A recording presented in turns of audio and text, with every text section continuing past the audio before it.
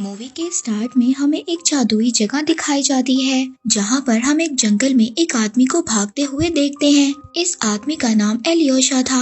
तभी वहाँ पर हम एक क्वीन को देखते हैं जो एलियोशा को अपने मैजिक से एक पत्थर का बना देती है, यानी कि उसको स्टोन में कन्वर्ट कर देती है। असल में इस क्वीन का ये मकसद था कि वो एक मैजिकल जगह को ढूंढना चाहती थी और एलियोशा को ये सब कुछ पता था, लेकिन एलियोशा उस जगह को प्रोटेक्ट करना चाहता था और वो क्वीन को नहीं बताना चाहता था, तो क्वीन ने उसको पत्थर का बना दिया। यहीं पर हम एलियोशा के एक साथी को भी देखते हैं जो क्वीन से किसी तरह बच जाता है और पानी में कूद जाता है, और तब हम देख पाते हैं कि कैसे क्वीन ने बहुत सारे लोगों को पत्थर का बनाया हुआ था। इसके बाद हम मूवी के मेन कैरेक्टर इवान को देखते हैं जो कि एक मैजिशियन था और वो बचपन ही से अपनी फैमिली से अलग रहता था, जिसके बारे में हम थोड़ा आगे जाकर जानेंगे। इवान डिफरेंट किस्म के रिचुअल परफॉर्म कर लोगों को एंटरटेन करता था और यही उसका प्रोफेशन है।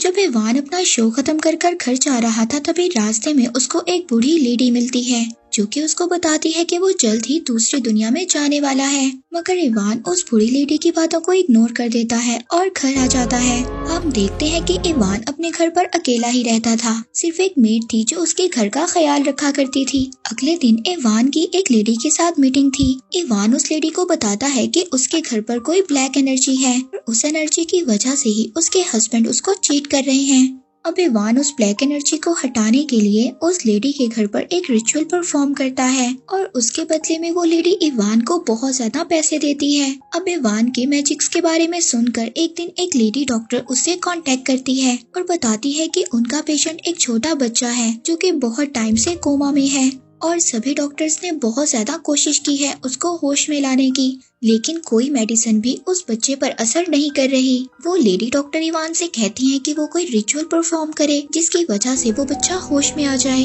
अब इवान जब उस बच्चे को देखता है और कहता है कि वो उस बच्चे को ठीक नहीं कर सकता और वहाँ से जाने लगता है, पर इवान को उस बच्चे के लिए बहुत ज्यादा बुरा भी लग रहा था। तभी उसको अपना बचपन का टाइम याद आ जाता है जो वो बहुत ज्यादा छोटा था, ऑर्फनेज में रहा करता था। वहाँ पर कुछ बच्चों ने उसको तंग करने के लिए एक रूम में बंद कर दिया था, मगर इवान ने एक पिन की हेल्प से उस डोर को खोल लिया था और वो पिन आज भी इवान के पास थी और वो उस पिन को अपने लिए आज भी बहुत ज्यादा लकी समझता है। जब वो एक दिन रेस्टोरेंट में बैठा होता है तो वहाँ पर उस लेडी का हस्बैंड आ जाता है जिसके घर में इवान ने रिचुअल परफॉर्म किया था। इवान अब उस आदमी के गार्ड्स को देखकर उसके इरादे समझ जाता है और फौरन से वहाँ से उठकर भागने लगता है और इसी चक्कर में वो एक स्लाइड में जाता है। मगर वहाँ पर हैरानी वाली बात ये थी कि वो जब दूसरी साइड से निकलता है तो वो एक जंगल में पहुँच जाता है। अब इवान जब वहाँ पर आ जाता है तो वो हैरानी से हर चीज को देखने लगता है। इससे पहले इवान वहाँ पर आकर कुछ समझ पाता, तभी वहाँ पर वही आदमी आ जाता है जिसको हमने मूवी के स्टार्ट में देखा था, जो क्वीन से बचकर भाग गया था। वो आदमी इवान को बताता है कि वो अब दूसरी दुनिया में है और वो इवान को ये भी बताता है कि उसके पेरेंट्स ने ही उसको छुपाने के लिए कहा था, लेकिन इवान उसकी बातों को समझ नहीं पाता। तभी वहाँ पर वो एक मैजिक देखकर हैरान हो जाता है। तभी वो बूढ़ा आदमी इवान को एक रिंग देता है और कहता है कि उसे इस जगह को बचाना होगा। अब इससे पहले इवान उस बूढ़े आदमी से कुछ और पूछता, वहाँ पर एक एरो उस बूढ़े आदमी को लग जाता है और जिसकी वजह से उस बूढ़े आदमी की डेथ हो जाती है। वहाँ पर कुछ गार्ड्स आते हैं जो घोड़े पर बैठे हुए थे, इवान को अपने साथ ले जाते हैं। वो गार्ड्स किंग के थे। वो गार्ड्स अपने किंग के पास इवान को ले आते हैं। जब किंग इवान के हाथ में वो रिंग देखता है, वो किंग इवान को कुछ भी नहीं कहता और उसके बंधे हुए हाथों को खोल देता है। वो किंग इवान को बताता है कि वो उसका भाई है जो बचपन में खो गया था। वो किंग इवान से मिलकर बहुत ज्यादा खुश था और वहाँ पर वो सभी लोगों को इवान से इंट्रोड्यूस करवाता है। यहीं पर इवान को वो क्वीन से भी मिलवाता है, जिस क्वीन को हमने मूवी के स्टार्ट में देखा था, जिसने एलियोशा को अपने मैजिक से पत्थर का बना दिया था। अब क्वीन इवान को कैसल दिखाने के लिए ले जाती है और धोखे से उसको कैद खाने में बंद कर देती है। उस कैद खाने में इवान कोशी नाम के एक आदमी से मिलता है जिसके बॉडी पार्ट्स को अलग अलग आइस में ट्रैप किया हुआ था। वो आदमी इवान से कहता है कि मुझे पता है तुम कौन हो और कहाँ से आए हो। इवान उस आदमी से पूछता है कि मेरे यहाँ पर आने की क्या वजह है। वो आदमी इवान से कहता है तुम एलिशा के बेटे हो जिस वजह से तुम्हें यहाँ पर लाया गया है। तभी उनकी बातों के दौरान वहाँ पर एक और कैदी को भी लाया जाता है जो कि एक विच होती है। इवान उस आदमी से पूछता है कि क्या वो दोबारा अपनी दुनिया में जा सकता है। वो बर्फ में कैद आदमी इवान को बताता है कि उसके लिए उसको एक जादुई तलवार की जरूरत है। उस जादुई तलवार को सिर्फ एलिशा का बेटा ही ढूंढ सकता है।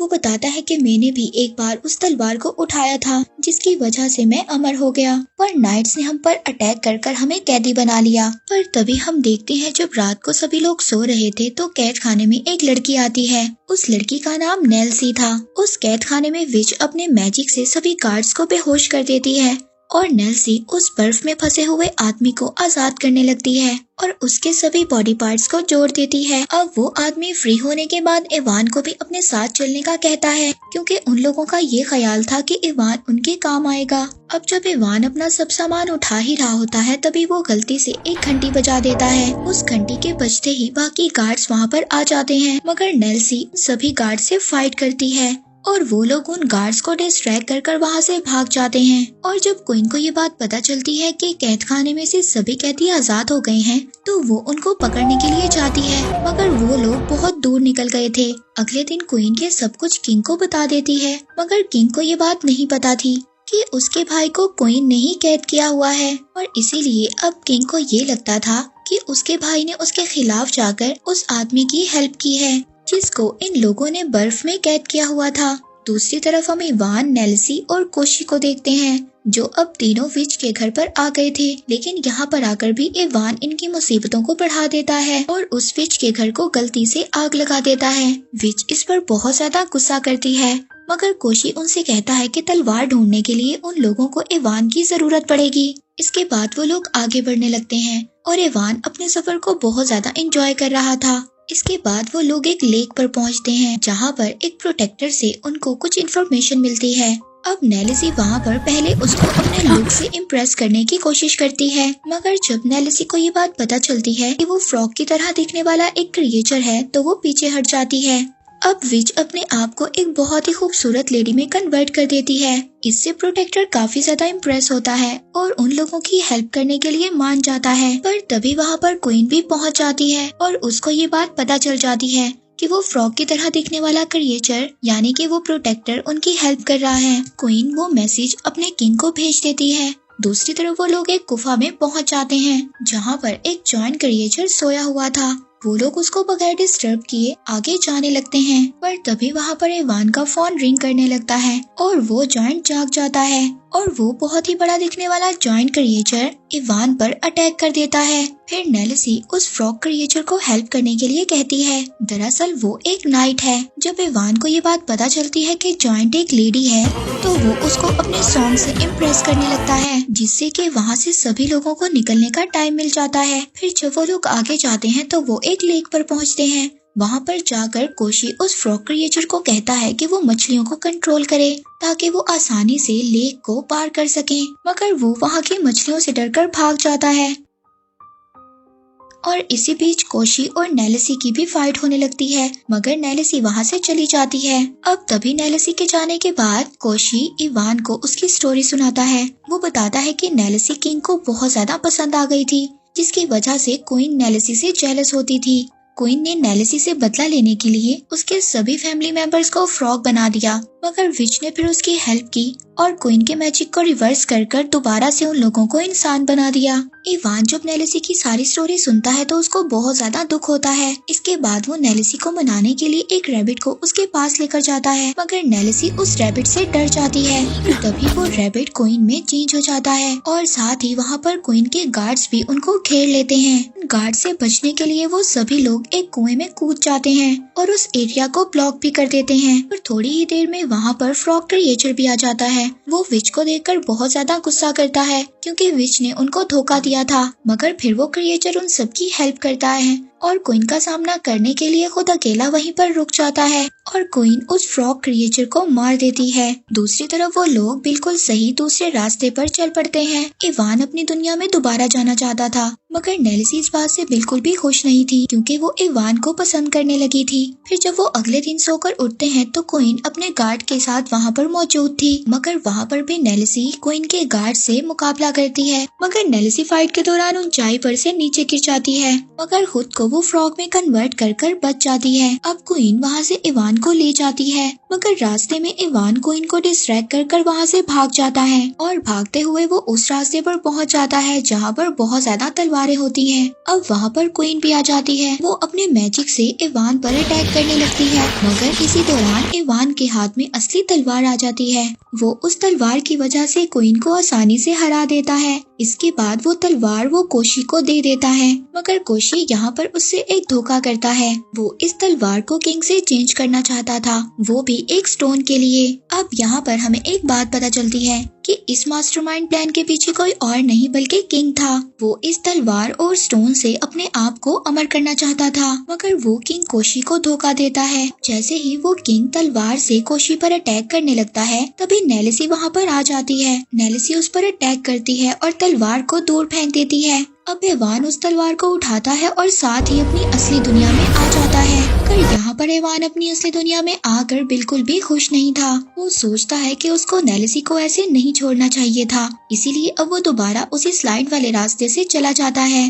मगर इतने में ही गार्ड्स आकर उसको पकड़ लेते हैं। उधर दूसरी तरफ किंग अपना मैजिक कंप्लीट करने ही वाला था, तभी इवान वहाँ पर आ जाता है और उस किंग को गन से शूट कर देता है। वो किंग जब इवान को मारने आता है, पर तभी वहाँ पर एक ड्रैगन आ जाता है। वो इवान की हेल्प करता है, जिससे कि इवान को नेलिसी को आजाद करने का टाइम मिल जाता है। नेलिसी इवान को बताती है कि अगर वो किंग के स्टोन को तोड़ देगा तो किंग जल्द ही मर जाएगा। अब इवान किंग को डिस्ट्रैक्ट करने लगता है। किंग अपनी तलवार साइड पर रखता है और इवान से फाइट करने लगता है, और दूसरी तरफ क्वीन और नेलिसी भी फाइट करने लगती हैं। यहाँ पर इवान को ये भी बात पता चलती है कि उसके फादर को किंग और क्वीन ने ही मिलकर पत्थर का बनाया था, और इसी फाइट के दौरान कोशी उस स्टोन को उठा लेता है। अब ऐसा लग रहा था कि शायद कोशी उस स्टोन को अपने लिए यूज करेगा, मगर वो अपनी तलवार से उस स्टोन को तोड़ देता है, जिससे कोशी और किंग की डेथ हो जाती है और क्वीन के देखकर वहाँ से भाग जाती है। अब उस किंग के मरने के बाद जितने भी लोगों को उसने पत्थर का बनाया था वो दोबारा से इंसान बन जाते हैं, जिसमें इवान के फादर भी थे। अब ये दोनों एक दूसरे को देखकर बहुत ज्यादा इमोशनल हो जाते हैं और बहुत ज्यादा खुश भी। इवान अब ये बात डिसाइड करता है कि वो अपने फादर के साथ ही इसी दुनिया में रहेगा, और बाद में वो नेलिसी से शादी भी कर लेता है। और एक दिन इवान अपनी वापस दुनिया में जाता है और उस बच्चे को जो कोमा में था एक जादुई ड्रिंक पिलाता है, जिससे कि वो बच्चा बिल्कुल ठीक हो जाता है। और इसी के साथ ये मूवी यहीं पर एंड हो जाती है।